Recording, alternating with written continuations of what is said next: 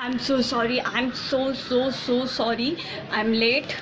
सो light तो फ़िलहाल जा चुकी है, इतनी अच्छे से लाइट नहीं आ रही है मेरे फेस पे, but okay, it is adjustable, मैं एडजस्ट कर लूँगी।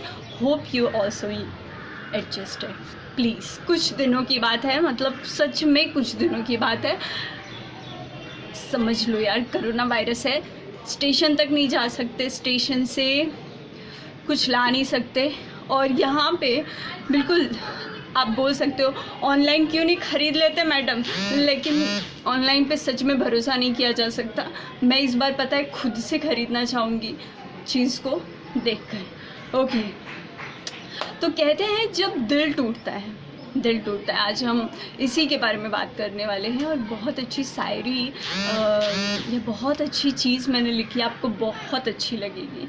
तो कहते हैं कि जब दिल टूटता है तो आपने देखा होगा बहुत सारे लोग हैं जो आपके दोस्त या कहो आपके रिश्तेदार, खासकर आपके जो बेस्टीज़ होते हैं, वो आपको बहुत सारे सलूशन देते हैं। मतलब इतनी ज़्यादा उनकी तरफ से सलूशन आते हैं, इतने सजेशंस आते हैं, और एक बात उनकी नॉर्मल होती है, यार ज़िंदगी में कब तक वहीं रुके रहोगे, आगे चलना होगा।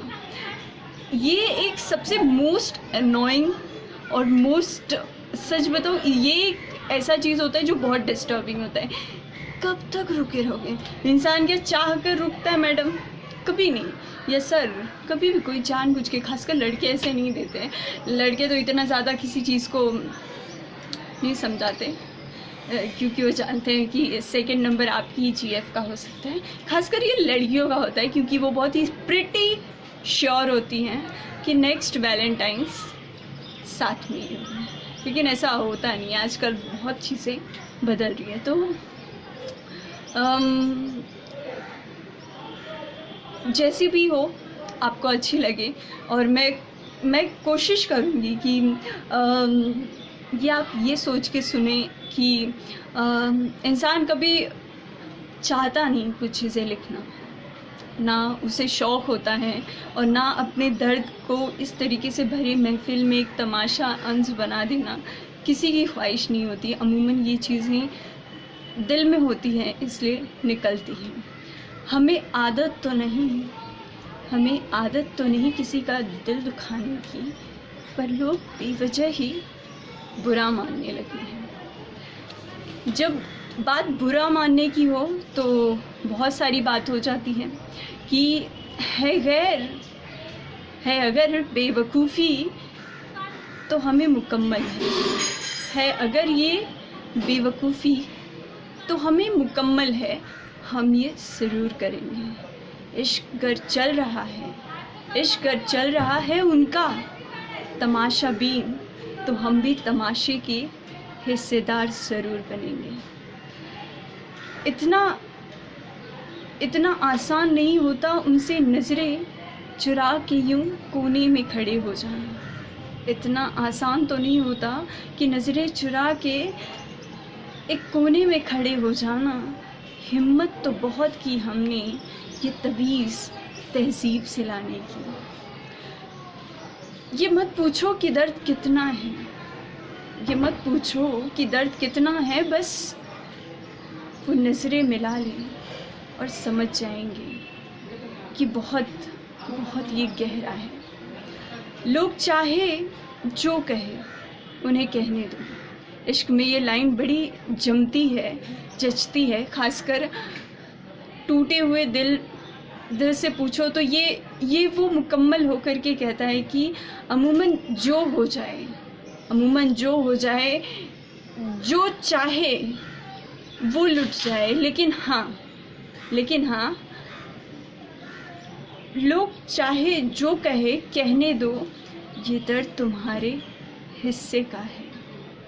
हसरत थी हमें उनसे दिल लगाने की, बेशक जब अम्मी अब्बू और आपके घर के लोग जब ये पूछते हैं, जब उनकी नज़रें आप पे पड़ती हैं, तब किस तरीके से आप नज़रें बचाते हैं, किस तरीके से अपने आप को अपने ही लोगों में अकेला पाते हैं।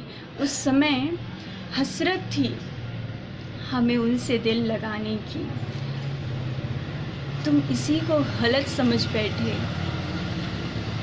ये कैसा हुआ।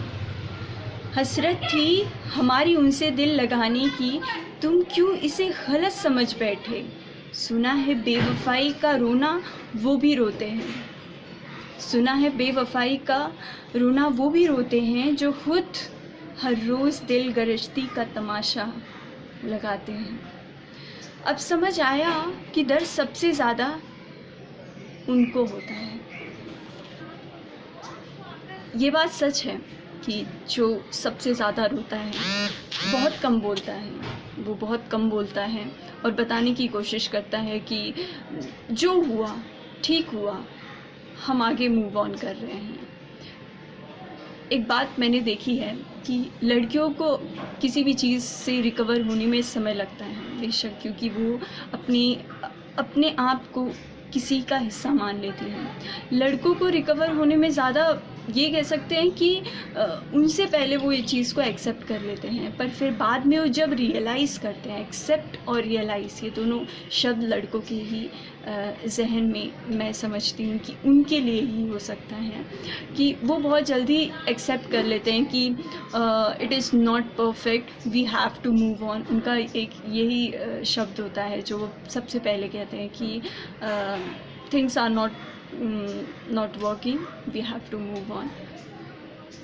रीज़न चाहे जो भी हो आपके एक दूसरे से दूर होने के, लेकिन हाँ ये बात है कि जो देखा जाता है, ख़ास करके दर्द का जो एक हिस्सा है जो देखा जाता है, वो ख़ासकर जब महसूस किया जाता है तो वो लड़कों को वक्त लगता है, पर तब उन्हें अच्छे से समझ आता है। तो इसी पे वो कहते हैं कि अब समझ आया कि दर्द सबसे ज़्यादा उनको होता है, पर कल ही तो तुम्हें कली से मुस्कुराते और निहारते देखा है।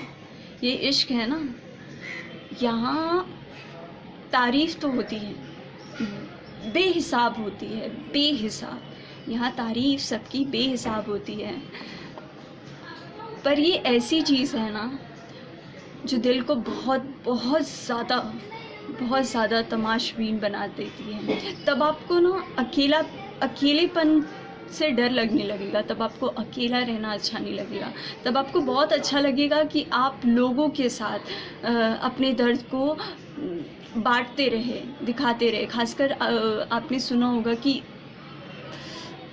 तुम मुझे बदनाम कर रही हो, लड़कों का खासकर, मैं ऐसा क्यों कहूँ क्योंकि लड़कियाँ नहीं, लेकिन हाँ लड़कों का ये, तुम मुझे बदनाम कर रही हो, तुमने तो मुझे बाइज्जत इस हुस्न की महफिल में छोड़ दिया ना, तो मुझे बदनाम कर रही हो तुम, यही कहते हैं ना वो लोग, तुम मुझे बदनाम कर रही हो और क्यों कर रही हो, यही कहते हैं वो लोग, मैंने सुना है।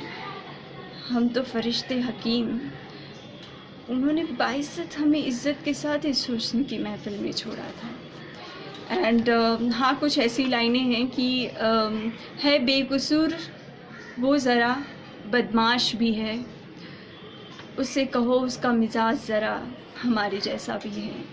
तो जब सारी चीज़ें निकल जाती हैं, तब इंसान जब ज़िंदगी में आगे बढ़ जाता है, तब जब वो माँ बनती है या फिर एक नए रिश्ते की शुरुआत होती है, तब वो ये ज़रूर कहती है कि जो कुछ हुआ ठीक है, पर वो एक नए जन्म के साथ, एक नए व्यक्ति के साथ जब एक नया सफ़र शुरू करती है, उसमें भी वो अपने पुराने दर्द का कहीं ना कहीं थोड़ा सा, बहुत थोड़ा सा ही कहो, पर वो थोड़ा सा अपना लेकर के ही आगे निकलती है।